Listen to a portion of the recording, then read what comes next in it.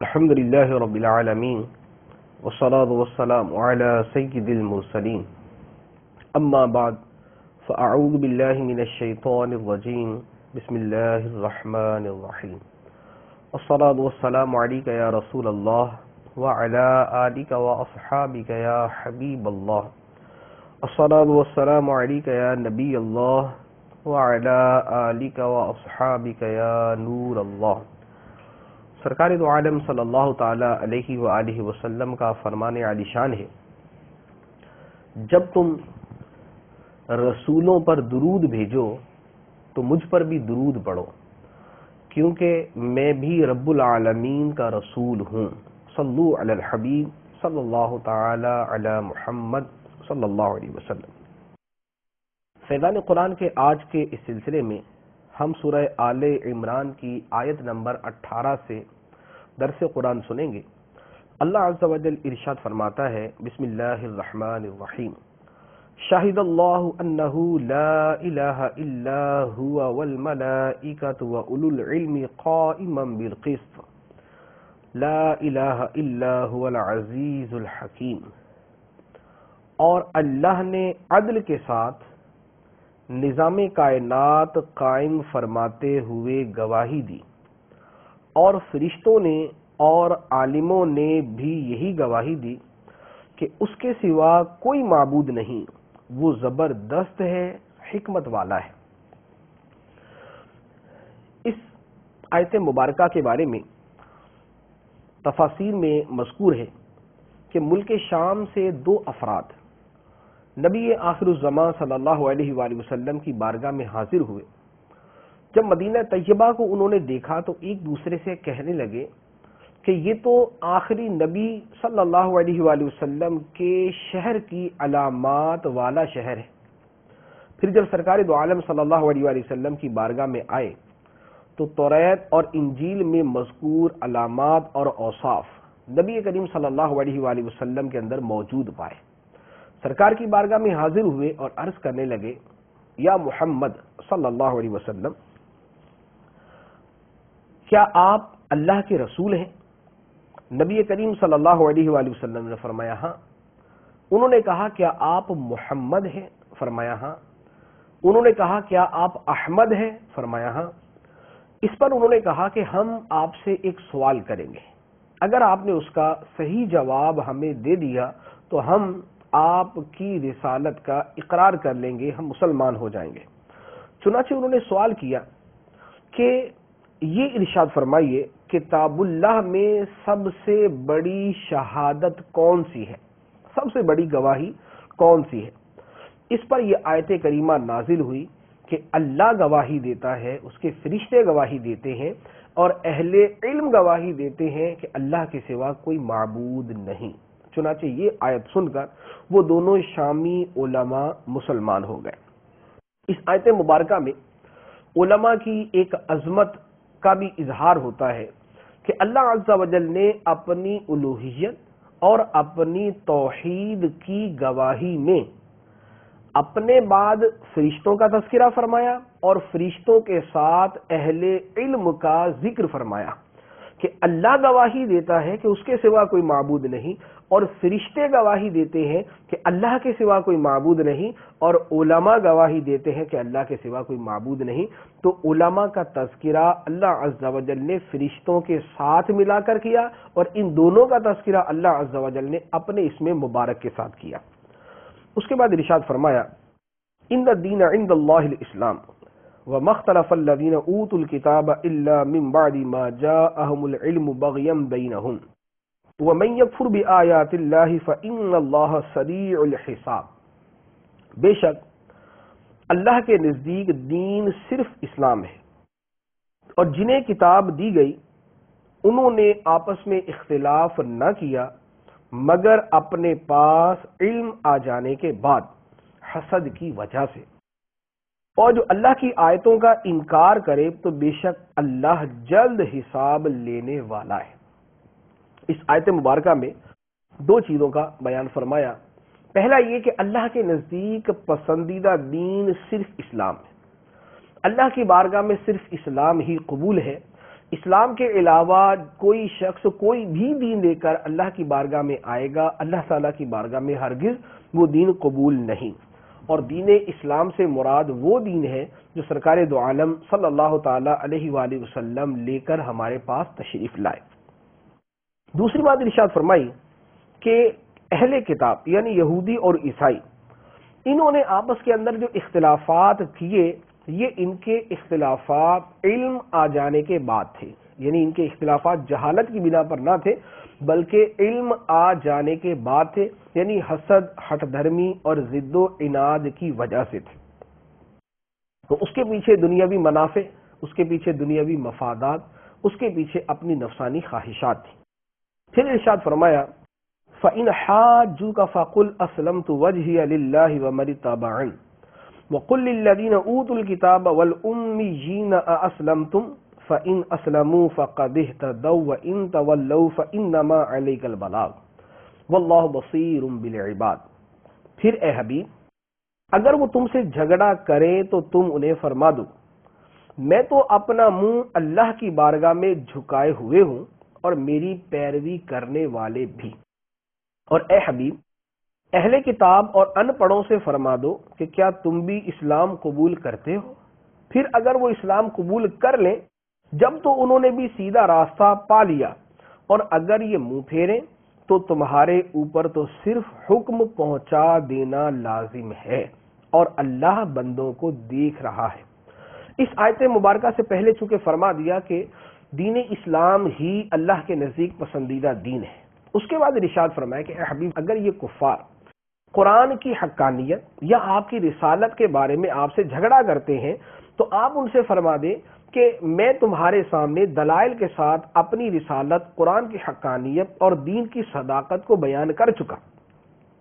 اب اگر تم اسلام لاتے ہو تو فابہا، میں تو اسلام لا چکا کہ میں نے تو اپنا سر، اپنی گردن اللہ کی بارگاہ میں جھکا دی، اور میری پیروی کرنے والوں نے بھی اپنی گردن اللہ کی بارگاہ میں جھکائی ہوئی ہے، تو کیا تم بھی اسلام قبول کرتے ہو؟ پھر فرمایا کہ اگر وہ اسلام قبول کر لے تو فابہا، اور اگر وہ اسلام قبول کرنے سے انکار کرتے ہیں تو اے حبیب، آپ کی ذمہ داری صرف تبلیغ کرنا ہے، ان کو دین میں داخل کر کے چھوڑنا یہ آپ کی ذمہ داری نہیں ہے۔ آپ نے تبلیغ کر دی، آپ نے اللہ کا پیغام پہنچا دیا، آپ کی ذمہ داری پوری ہے۔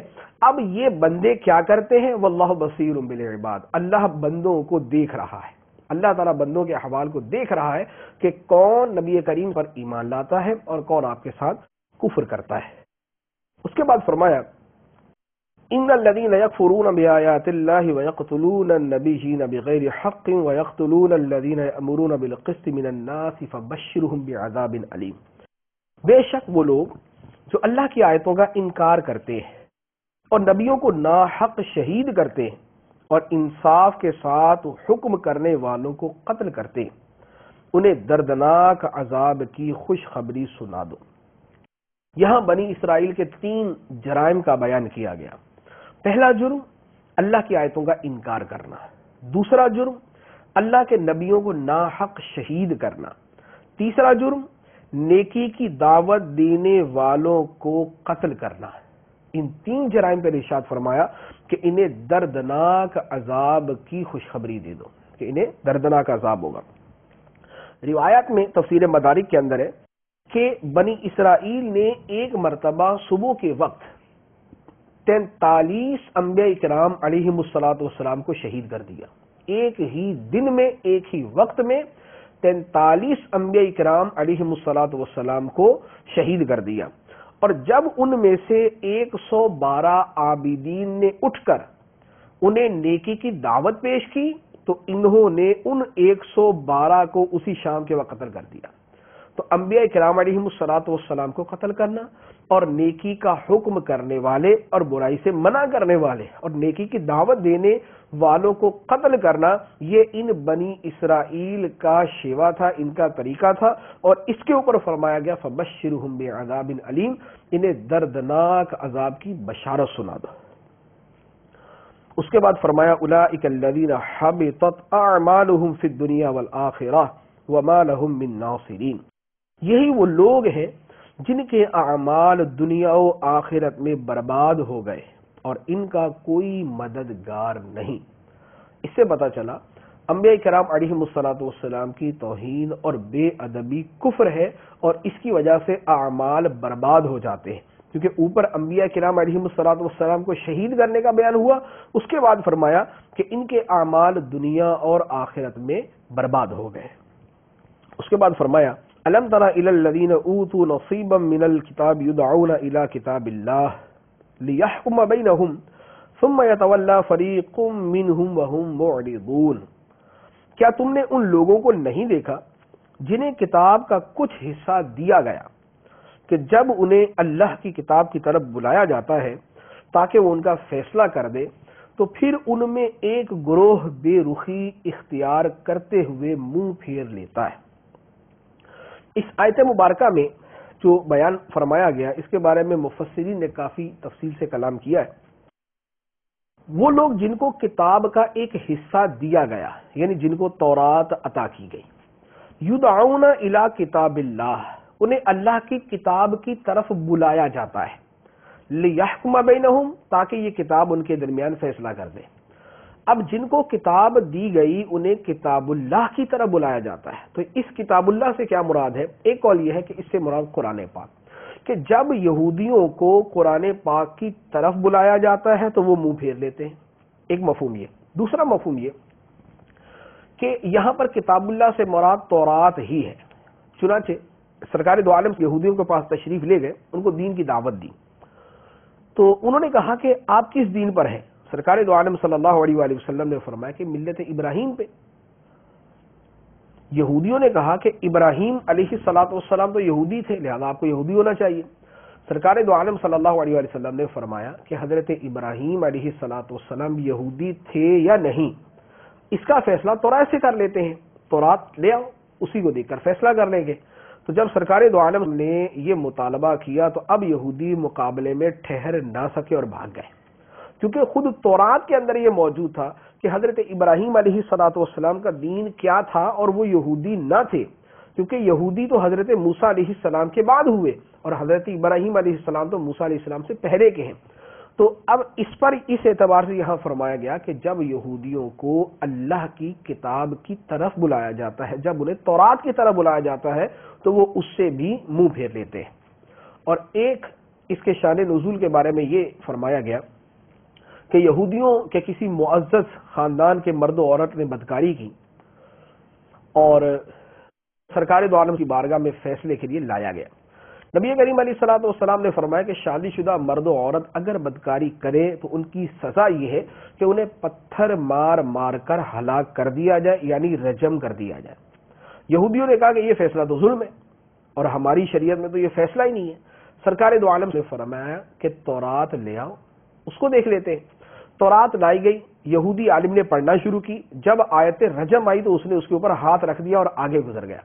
حضرت عبداللہ بن سلام رضی اللہ تعالیٰ عنہ وہاں پر موجود تھے، آپ نے اس کا ہاتھ ہٹایا اور نیچے سے آیت رجم کو پڑھ دیا، اور یوں یہودی اپنی اس حرکت پر ذلیل و رسوا ہو کر چلے گئے، اور اس یہودی مرد و عورت کو سنگسار کیا گیا۔ تو یہاں اس کے اعتبار سے فرمایا گیا کہ جب انہیں کتاب اللہ یعنی تورات کی طرف بلایا جاتا ہے کہ اسی کے بعد احکام پہ عمل کر لیا جائے تو وہ اس سے بھی بھاگ جاتے ہیں۔ اس کے بعد فرمایا ذالک بانہم قالوا لن تمسنا النار الا ایاما معدودات وغرہم فی دینہم ما کانوا یفترون۔ یہ جرأت انہیں اس لیے ہوئی کہ وہ کہتے ہیں کہ ہرگز ہمیں آگ نہ چھوئے گی مگر گنتی کے چند دن، اور انہیں ان کی ایسی ہی من گھڑت باتوں نے ان کے دین کے بارے میں دھوکے میں ڈالا ہوا ہے۔ یہاں فرمایا گیا کہ یہودی جو کتاب اللہ سے یوں اعراض کرتے ہیں، منہ پھیر لیتے ہیں، ان میں اس بات کی جرأت کیسے پیدا ہو گئی؟ تو فرمایا کہ ان میں اس منہ پھیرنے کی جرأت اس لیے پیدا ہوئی کہ انہوں نے من گھڑت خیالات پالے ہوئے، اپنی بخشش و نجات کے لیے نت نئے عقیدے گھڑے ہوئے۔ کوئی کہتا ہے کہ ہمیں اول تو عذاب ہوگا ہی نہیں، اگر ہوا تو 40 دن ہوگا، کوئی کہتا ہے کہ نہیں زیادہ سے زیادہ 7 دن تک ہمیں جہنم میں ڈالا جائے گا، اس کے بعد تو ہم پکے جنتی۔ کوئی کہتا ہے کہ نہیں ہم تو اللہ کے بڑے ہی پیارے ہیں، ہمیں بڑے بڑے بزرگوں کے ساتھ نسبت ہے، اتنی مقدس ہستیوں کی ہم اولاد سے ہیں، تو ہمیں کسی بھی صورت عذاب نہیں ہو سکتا۔ تو اس کے بارے میں فرمایا گیا کہ ان کے دین کے بارے میں ان کے من گھڑت خیالات نے دھوکے میں ڈالا ہوا. تو جس دھوکے کے اندر یہاں بنی اسرائیل کا بیان کیا گیا ہے اسی سے ملتا جلتا کچھ دھوکا ہمارے ہاں بھی پایا جاتا ہے. ہمارے ہاں بھی ایک کانسیپٹ یہ پایا جاتا ہے کہ چونکہ ہم نے کلمہ پڑھ لیا اب ہم کیسے بھی عمل کریں ہم نے بہرحال جنت میں جانا ہے. مسلمان یقیناً بالآخر جنت میں ضرور جائے گا، اگرچہ اس کے کیسے بھی اعمال ہو لیکن بالآخر جنت میں ضرور جائے گا. لیکن کیا اسے اس کے گناہوں پر سزا نہیں ہوگی؟ اور کیا اس کے گناہ اس کے برے خاتمے کا سبب نہیں بن سکتے؟ ایسی بات تو نہیں. تو گناہگار جہنم میں جائیں گے اگر اللہ تعالیٰ نے اس کی مغفرت نہ فرمائی. تو جس کے بارے میں یہ پتہ نہیں ہے کہ ہماری مغفرت قطعی اور یقینی ہے تو وہ گناہوں کو اس دیدہ دلیری کے ساتھ کرے اور اس بنا پر کرے کہ چونکہ میں نے کلمہ پڑھ لیا لہذا میں مسلمان ہو چکا ہوں. تو اس کے بارے میں امام غزالی رحمۃ اللہ علیہ نے بڑا نفیس کلام کیا. انہوں نے فرمایا کہ وہ لوگ کہ جو رحمت الہی کا بیان کرتے ہیں لیکن اس انداز میں کرتے ہیں اور اتنا کرتے ہیں کہ لوگ ان کی وجہ سے گناہ پہ جری ہو جاتے ہیں، فرمایا کہ ایسا بیان کرنے والے ایسے وعظ کرنے والے بھی احمق ہیں اور وہ لوگ بھی احمق ہیں کہ جو اس طرح کی رحمت کی باتوں پر امید لگا کر گناہوں میں پڑے ہیں اور پھر اپنے دل کو نئی نئی چیزوں سے مناتے ہیں. امام غزالی رحمۃ اللہ علیہ نے تو یہ بھی فرمایا کہ یہ سمجھتے کہ میرے گناہوں سے اللہ کا بگڑتا کیا ہے، اتنی بڑی جنت ہے، میں چھوٹا سا آدمی اگر جنت میں چلا گیا تو اللہ تعالیٰ کی جنت کیا چھوٹی پڑ جائے گی؟ اتنی بڑی جنت ہے، اللہ تعالیٰ کسی بھی جگہ مجھے تھوڑی بہت جگہ دے دے گا. تو ایسے لغویات کو اپنے دل و دماغ پر مسلط کیا ہوا ہے. پھر فرمایا فَكَيْفَ إِذَا جَمَعْنَاهُمْ لِيَوْمٍ لَا رَيْبَ فِيهِ وَوُفِّيَتْ كُلُّ نَفْسٍ مَا كَسَبَتْ وَهُمْ لَا يُظْلَمُونَ. تو کیسی حالت ہوگی جب ہم انہیں اس دن کے لیے اکٹھا کریں گے جس میں کوئی شک نہیں اور اس دن ہر جان کو اس کی پوری کمائی دی جائے گی اور ان پر ظلم نہ ہوگا. تو یہاں انہی پہلے لوگوں کے اعتبار سے کہ یہ جو من گھڑت خیالات پالنے والے اور اپنے آپ کو قطعی جنتی سمجھنے والے اور اپنے آپ کو خواب و خیال کے اندر جنت کے اندر سیر کرتے ہوئے دیکھ رہے، تو اس دن ان کی کیسی حالت ہوگی جب ہم ان کو جمع کریں گے اور انہیں ان کے اعمال کا صلہ دیں گے. پھر فرمایا قل اللہم مالک الملک تؤتی الملک من تشاء وتنزع الملک ممن تشاء وتعز من تشاء وتذل من تشاء بیدک الخیر انک علی کل شیء قدیر. یوں عرض کرو اے اللہ ملک کے مالک، تو جسے چاہتا ہے سلطنت عطا فرماتا ہے اور جس سے چاہتا ہے چھین لیتا ہے، اور تو جسے چاہتا ہے عزت دیتا ہے اور جسے چاہتا ہے ذلت دیتا ہے. تمام بھلائی تیرے ہی ہاتھ میں ہے، بے شک تو ہر شے پر قدرت رکھنے والا ہے.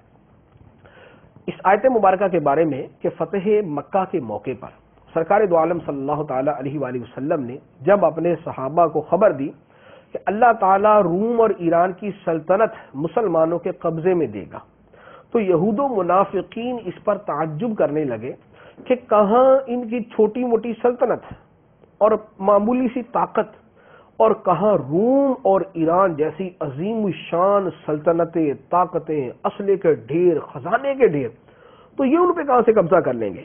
تو اس پر اللہ عز و جل نے یہ آیت مبارکہ نازل فرمائی اور ارشاد فرمایا کہ اے حبیب تم یوں عرض کرو کہ اے اللہ ملک کے مالک، تو جسے چاہتا ہے ملک عطا فرما دیتا ہے اور جس سے چاہتا ہے چھین لیتا ہے، جسے چاہتا ہے عزت دیتا ہے اور جسے چاہتا ہے ذلیل کر دیتا ہے. ہر خیر ہر بھلائی تیرے ہی ہاتھ میں ہے. تو کتنے نامور، کتنے بڑے بڑے بادشاہ، کتنے بلند و بالا محلوں اور قلعوں کے اندر رہنے والے، تو ذل من تشاء جسے چاہتا ہے تو ذلیل کر دیتا ہے، اور تنزع الملک ممن تشاء جس سے چاہتا ہے تو ملک چھین لیتا ہے. تو بڑے بڑے ملک والے جن کا ملک کے اندر اقتدار تھا، ان کی حکومت تھی، ان کا روب و دبدبہ تھا، ان کی شان و شوکت تھی، ان کی ہیبت و عظمت تھی، وہ ساری کی ساری فنا ہو گئی اور وہ لوگ فنا کے گھاٹ اتر گئے اور ذلت کی عمیق گھاٹیوں کی نظر ہو گئے. اور کتنے وہ لوگ جو گاؤں میں رہنے والے، دیہاتوں میں رہنے والے، انجان علاقوں میں رہنے والے، بے نام و نشان گزرگاہوں پہ رہنے والے، اور جن کی کوئی نسل کوئی بہت بڑی نہیں، جن کا کوئی خاندانی حسب و نسب بہت بڑا نہیں، لیکن اللہ تعالیٰ نے ان کو اس ذلت سے اٹھا کر بڑا بڑا بادشاہ بنا دیا، ان کو تخت سلطنت پر متمکن کر دیا، ان کو بڑی بڑی عزت عطا فرما دی۔ تو یہ عروج و زوال، یہ عزت والے کا ذلیل ہو جانا، یہ کم تر کا عزت پا جانا، یہ بادشاہ کا بادشاہت سے ہٹ جانا، ختم ہو جانا، اور یہ معمولی آدمی کا بادشاہ بن جانا، یہ اللہ تعالیٰ کی قدرت کے کرشمے ہیں جن کو آئے دن ہم اپنی آنکھوں سے دیکھ رہے ہیں۔ تو جس رب العالمین کی اتنی عظیم الشان قدرت ہے، تو کیا اس کے لیے کیا مشکل ہے کہ معمولی تعداد کے مسلمانوں کو اللہ عز و جل روم اور ایران کی سلطنتیں عطا فرما دے۔ اور پھر وہی ہوا جو اللہ عز و جل نے فرمایا تھا کہ روم اور ایران کی بڑی بڑی سلطنتیں مسلمانوں کے قبضے میں آئیں اور مسلمان غالب ہوئے اور بڑی بڑی حکومتیں مغلوب ہو گئیں۔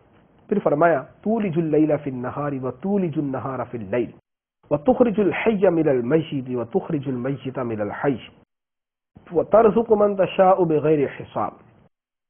تو دن کا کچھ حصہ رات میں داخل کر دیتا ہے اور رات کا کچھ حصہ دن میں داخل کر دیتا ہے، اور تو مردہ سے زندہ کو نکالتا ہے اور زندہ سے مردہ کو نکالتا ہے، اور جسے چاہتا ہے بے شمار رزق عطا فرماتا ہے۔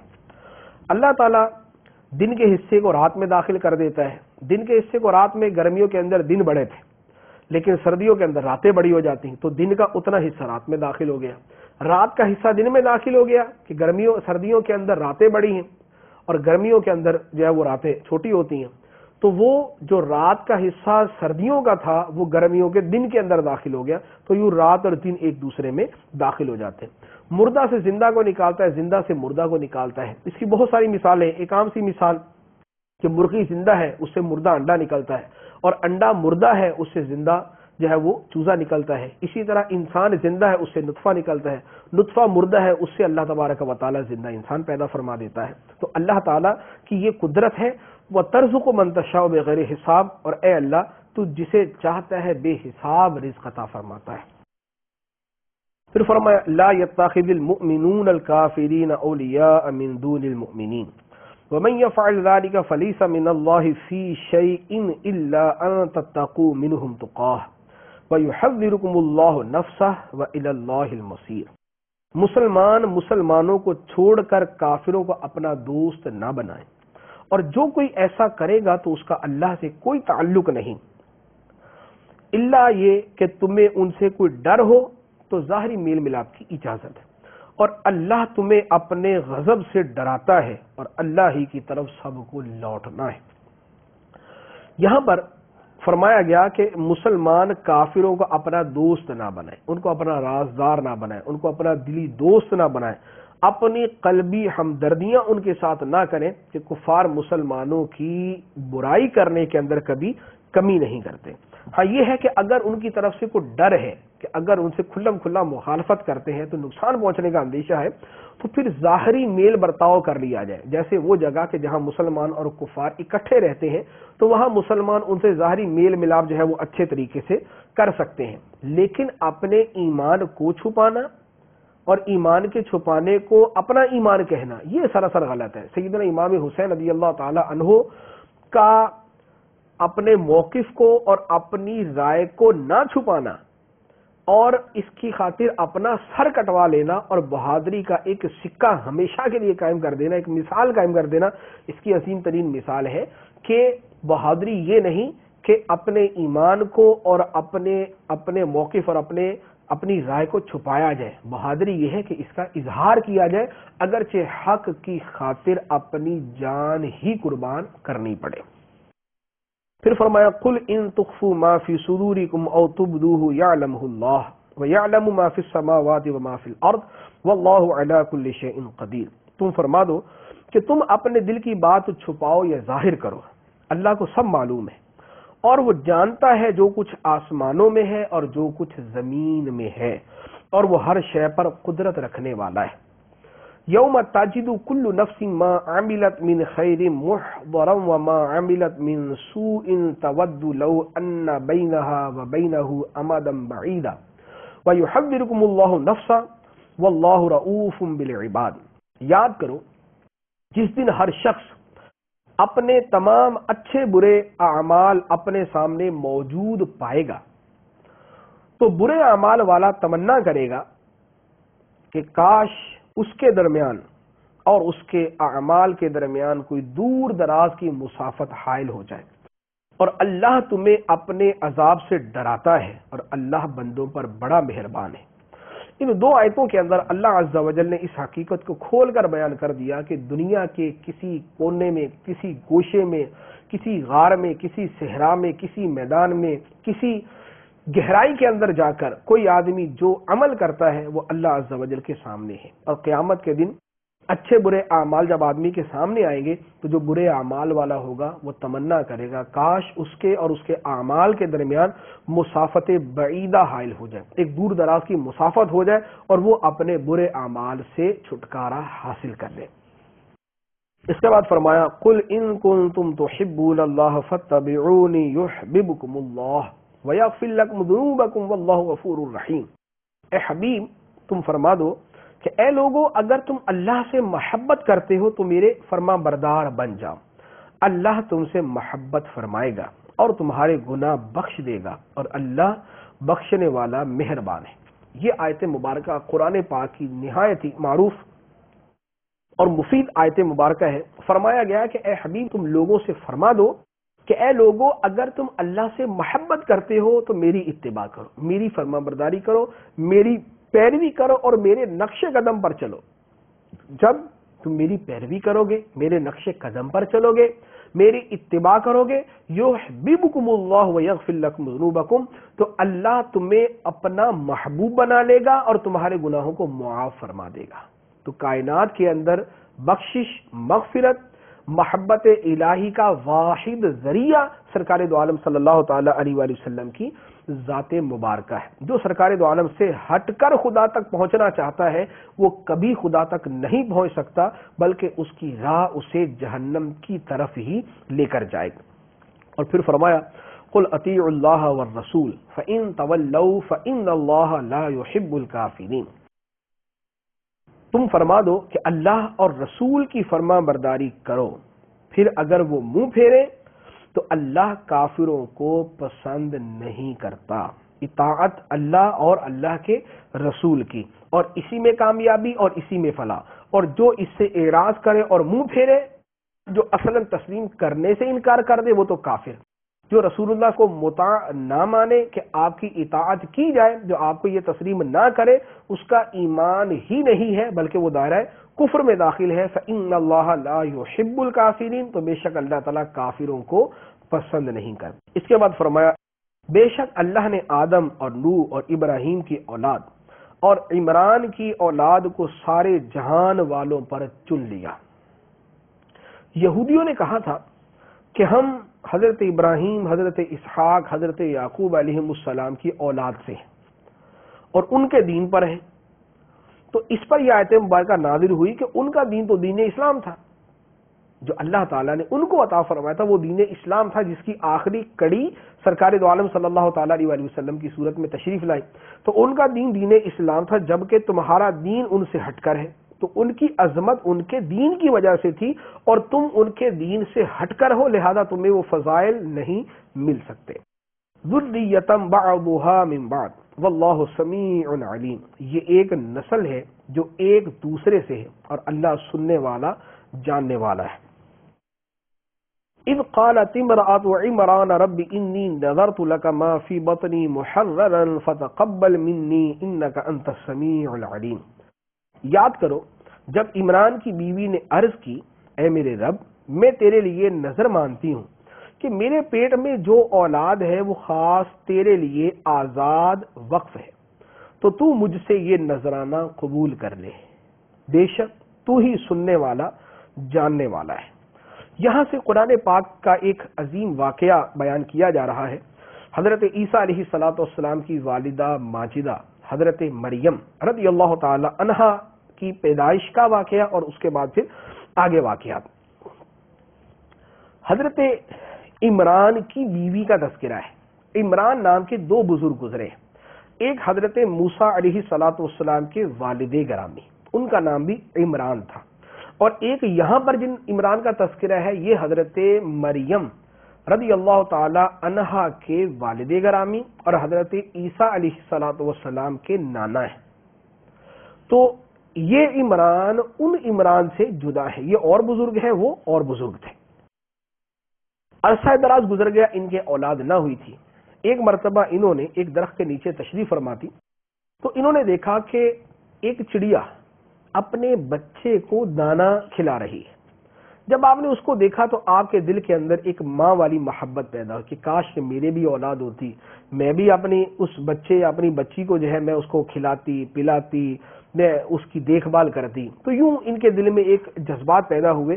تو اللہ کی بارگاہ میں عرض کیا کہ اے اللہ، اگر تو مجھے بچہ عطا فرما دے تو میں اس کو بیت المقدس کا خادم بناؤں اور اس کی خدمت کے لیے وقف کر دوں گے. چنانچہ جب یہ حاملہ ہوئی اور انہوں نے یہ نظر مان لی، اب جب انہوں نے اپنے شوہر حضرت عمران رضی اللہ تعالی عنہ سے تذکرہ کیا تو انہوں نے فرمایا کہ اللہ کی بندی، اگر بیٹی پیدا ہوگی تو کیا کرو گی؟ تم نے تو نظر یہ مان لی کہ اے اللہ، جو میرے پیٹ میں ہے میں اسے تیرے لیے وقف کرتی ہوں، میں اسے اس کی نظر مانتی ہوں. تو اگر تیرے ہاں بیٹی پیدا ہوگی تو اس کو بیت المقدس کا خادم کیسے بناؤ گی کہ وہاں تو مرد ہی ہوتے ہیں، عورتیں تو نہیں ہوتی. تو اس پر جو ہے یہ پریشان ہوئی. پھر حضرت مریم رضی اللہ تعالی عنہا کی ولادت ہوئی اور آپ کی ولادت سے پہلے حضرت عمران رضی اللہ تعالیٰ عنہ کا انتقال ہو چکا تھا. اس کو یہاں پر بیان فرمایا فلما وضعتها قالت رب انی وضعتها انثى واللہ اعلم بما وضعت وليس الذکر كالانثى وانی سمیتها مریم وانی اعیذها بک وذریتها من الشیطان الرجیم. پھر جب عمران کی بیوی نے بچی کو جنم دیا تو اس نے کہا اے میرے رب، میں نے تو لڑکی کو جنم دیا ہے، حالانکہ اللہ بہتر جانتا ہے جو اس نے جنا ہے، اور وہ لڑکا اس لڑکی جیسا نہیں. اور اس نے کہا کہ میں نے اس بچی کا نام مریم رکھا اور میں اسے اور اس کی اولاد کو شیطان مردود کے شر سے تیری پناہ میں دیتی ہوں. یہاں حضرت مریم رضی اللہ تعالی عنہا کی پیدائش کا تذکرہ ہے کہ جب آپ کی ولادت ہوئی تو آپ چونکہ لڑکی تھی، اب آپ کی والدہ انہوں نے کہا کہ رب انی وضعتها انثى، اے اللہ میرے یہاں تو بیٹی پیدا ہو گئی، میں نے تو نظر مانی تھی کہ بیت المقدس کی خدمت کے لیے میں اپنی اولاد کو وقف کروں گی، تو یہ میرے ہاں تو بیٹی پیدا ہو گئی. تو ان کا جو پریشان ہونا تھا وہ اس بات پہ نہیں تھا کہ بیٹی پیدا ہوئی بیٹا کیوں نہیں ہوا. ان کا پریشان ہونا اس بات پہ تھا کہ بیٹی پیدا ہوگی تو میں اپنی نظر کیسے پوری کروں گی. تو یہ جو ہے کہ بیٹی پیدا ہونے پر رنج و غم کا اظہار کرنا، افسوس کا اظہار کرنا، اور بیٹے کے پیدا ہونے پر خوشی کا اظہار کرنا، یہ مسلمانوں کا طریقہ نہیں بلکہ یہ کفار کا طریقہ ہے. اور یہ زمانہ جاہلیت کی بری رسم ہے کہ بیٹی کی پیدائش پر یا وہ غم اور رنج کا اظہار کیا جائے. تو جب ان جہاں بیٹی پیدا ہوئی اور انہوں نے اپنے اس افسوس کا اظہار کیا کہ نظر کیسے پوری کروں گی، تو اس پر اللہ عز و جل نے فرمایا واللہ اعلم بما وضعت، اللہ بہتر جانتا ہے جو اس نے جنا. تو فرما دیا کہ اللہ بہتر جانتا ہے جو اس نے جنا ہے. وَلَيْسَ الذَّكَرُ كَالْأُنثَى، لڑکا لڑکی جیسا نہیں، یعنی جس لڑکے کا مطالبہ حضرت مریم کی والدہ نے کیا تھا وہ لڑکا اس لڑکی جیسا نہیں ہو سکتا جو ان کو عطا کر دی گئی. یعنی جو لڑکی عطا کی گئی ہے اس کا مرتبہ، اس کی جو شان اور اس کی جو عظمت ہے وہ اللہ کی بارگاہ میں کتنی ہوگی اس کو یہ نہیں جانتے. تو اللہ بہتر جانتا ہے جو اس نے جنا ہے. پھر حضرت مریم رضی اللہ تعالی عنہا کی والدہ حضرت حنا، انہوں نے کہا کہ میں نے اس کا نام مریم رکھا، وَإِنِّي سَمَّيْتُهَا مریم، میں نے اس کا نام مریم رکھا، وَإِنِّي أُعِيذُهَا بِكَ وَذُرِّيَّتَهَا مِنَ الشَّيْطَانِ الرَّجِيمِ، اور میں اس بچی کو اور اس بچی کی اولاد کو اے اللہ تیری پناہ میں دیتی ہوں شیطان مردود کے شر سے. تو یہ حضرت حنا رضی اللہ تعالی عنہا جو حضرت مریم کی والدہ ہیں، انہوں نے یہ اللہ کی بارگاہ میں دعا کی، نام رکھا اور نام رکھ کر پھر اللہ تعالیٰ کی بارگاہ میں پناہ طلب کی. تو ان الفاظ کے ساتھ حضرت مریم کی والدہ نے چونکہ اپنی اولاد کے لیے پناہ مانگی ہوئی ہے اور یہ مقبول الفاظ ہیں، تو جو مقبول بندوں کے مقبول الفاظ ہوں، اگر انہی کے ساتھ دعا مانگی جائے تو وہ زیادہ قبول ہوتی ہے. تو لہذا اپنی اولاد کو شیطان کے شر سے بچانے کے لیے یہ والی دعا اللہ عز و جل کی بارگاہ میں عرض کرنی چاہیے. ایک اور بات یہاں پر جو سامنے آئی وہ یہ کہ ارشاد فرمایا کہ جو بیٹا حضرت حنا نے طلب کیا تھا وہ اس بیٹی جیسا نہیں جو ان کو عطا کر دی گئی، یعنی اس بیٹی کا مرتبہ بلند ہے. تو ویسے تو قرآن و حدیث کی روح سے یہ بات بالکل واضح ہے کہ جن سے مرد جو ہے وہ جن سے عورت سے افضل ہے، لیکن عورتوں کے اندر ایسی افراد یعنی ایسی عورتیں موجود ہیں کہ جو اپنی ذاتی حیثیت سے ہزاروں لاکھوں بلکہ کروڑوں اربوں مردوں سے بھی افضل ہوتی ہیں، جیسے حضرت مریم رضی اللہ تعالیٰ عنہ، حضرت فاطمہ الزہرا رضی اللہ تعالیٰ عنہ، حضرت خدیجہ الکبریٰ رضی اللہ تعالیٰ عنہ. یہ عورتیں ہونے کے باوجود لاکھوں کروڑوں اربوں مردوں سے افضل ہیں. تو مجموعی طور پر جن سے مرد جن سے عورت سے افضل ہے، لیکن عورت کے جو افراد ہیں، جو عورتیں ہیں، ان میں فی نفسی ہی کوئی عورت ایسی ہو سکتی ہے جو مردوں سے افضل ہو. اس کے بعد اللہ عز و جل نے حضرت مریم رضی اللہ تعالی عنہا کی کفالت، آپ کے بچپن اور اس کے بعد کے واقعات، پھر حضرت عیسیٰ علیہ السلام کی ولادت اور اس کے بعد کے واقعات کو بیان فرمایا. یہ انشاءاللہ عز و جل ہم اپنے اگلے درس میں بیان کریں گے. اللہ عز و جل ہمیں قرآن فہمی کی توفیق عطا فرمائے. آمین بجاہ النبی الامین صلی اللہ تعالی علیہ